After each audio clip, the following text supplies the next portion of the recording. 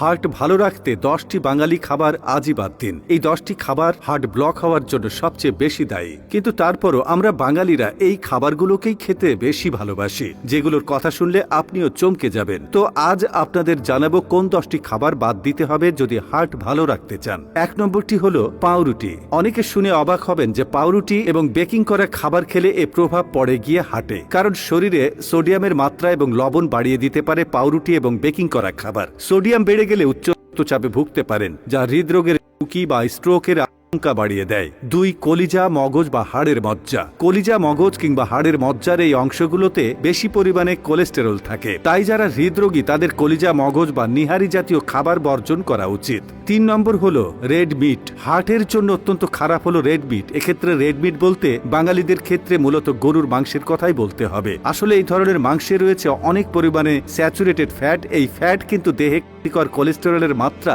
বাড়িয়ে দেয়। এই কারণে হার্টের রক্তনালীতে রক্ত চলাচলে ব্যাঘাত ঘটে, এর ফলেই হার্ট অ্যাটাকের মতো অসুখে আক্রান্ত হওয়ার আশঙ্কা বাড়ে। তাই রেড মিট খাওয়ার লোভ সামলাতেই হবে। 4. চিংড়ি। হৃদরোগীদের জন্য আরেকটি বর্জনীয় খাবার হলো চিংড়ি। দেখা গেছে ক্যালোরি এবং ফ্যাট কম থাকলেও চিংড়িতে আছে প্রচুর পরিমাণে কোলেস্টেরল। মাছের মাথা ও ডিম রক্তের লিপিড প্রোফাইল বাড়িয়ে দেয়, যে উপাদানগুলো সেই এলডিএল বা কোলেস্টেরল অর্থাৎ ডাইগ্লিসারাইডের উৎস হচ্ছে মাছের মাথা বা মাছের ডিম। 5 নম্বরটি হলো স্কিম মিল্ক বা সর তোলা দুধ। দুধ এবং দুধের তৈরি সর খাবারের কোলেস্টেরল বাড়িয়ে দেয়, কারণ এতে আছে saturated fatty acid. Scheme milk থেকে যদিও সর তুলে ফেলা হয়, তারপরও বিকল্প কোনো পদ্ধতি খুঁজে নেওয়া উচিত। খেতে পারেন বাদামের দুধ